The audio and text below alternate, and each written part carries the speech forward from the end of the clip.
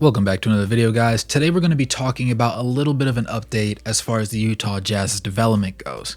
Now, we do understand that they went through a slight rebuilding process over the past couple of years that's progressively become more and more aggressive. Now we're seeing the fruits of the labors this year, but there's a couple issues that are causing them a lot of problems. The main one obviously being the guard play. We understand that they have about 6 guards that they want to put into rotation, and right now Chris Dunn and Ochai Agbaji appear to be the 2 guys that are getting minimal minutes, with Chris Dunn on the lesser end most surprisingly. They've opted to lean towards THT as the starting point guard to go alongside Jordan Clarkson. Now, a couple nights ago, Jordan Clarkson had a phenomenal game, his best one of the season, but the tell of his first 6 games has been one of turnovers and misses. His 3-point percentage has gone up thanks to his one explosion game, and now he's up to 35.5%. However, his overall field goal percentage is rivaling that number at just 36.5%. This is problematic because he plays big minutes. Against the Orlando Magic, he did end up managing to put up 21 points, 6 rebounds, and 6 assists, which looks good at face value until you recognize that he also had 6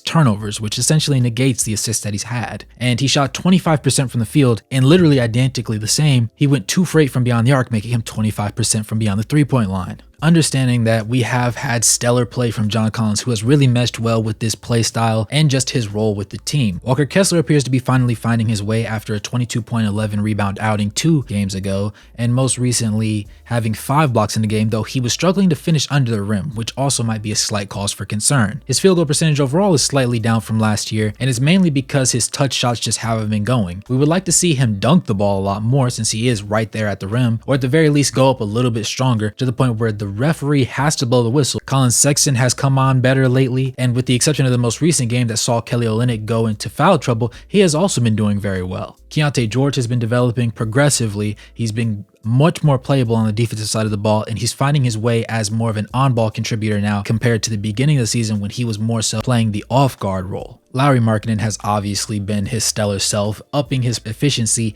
and the number of threes that he's willing to take in a game to the point where he's shooting 45.5% from beyond the arc and rivaling that percentage from the field overall. Colin Sexton is finally finding his way, and his efficiency is going up. Defensively, he's been less of a liability as of late, but his length still presents problems against lankier teams. Yurt7 has also found his way into some minutes, and while admittedly he played less than 10 minutes in the most recent game, he put on quite a show with the fact that he did have 2 finishes on the interior and shot a 3 with no hesitation and a smooth stroke that went right through, keeping the game within reach against the Orlando Magic. One thing that cannot be ignored is the simple fact that the Utah Jazz need to decide who their starting guards are. Right now, THT has upped his play, but it hasn't been perfect. Now, he did end up missing a 3 that would have put them up and put them in a position to close the game out most recently, but beyond that, he has seemed to struggle in zone defenses.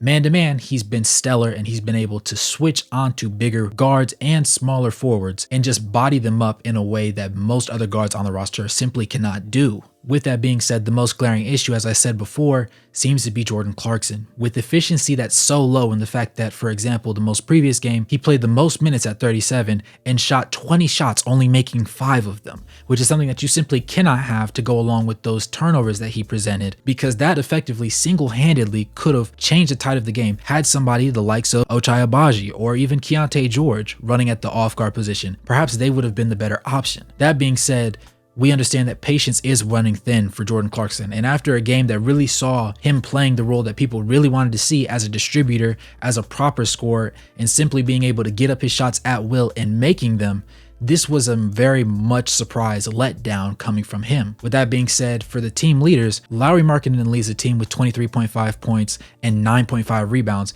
THT leads the team with assists with 6 a game.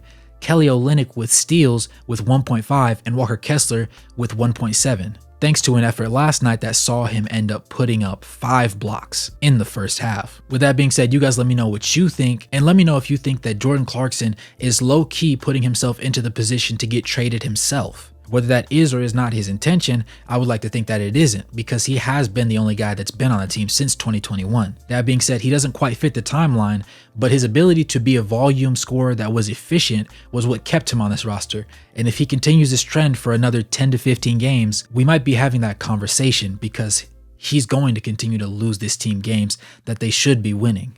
With that being said, there are other issues on the team, but I want to hear you guys' opinions. So, what's the issue with the Jazz right now? and how do you think they can solve it? Thanks for tuning in this video. It's your boy Wraith Hoops, and as always, go ahead and subscribe, turn on those post notifications, like the video, and as always, good morning, good evening, good night, no matter where you are on the globe watching. Thanks for tuning in, and I'll catch you guys in the next one. Peace.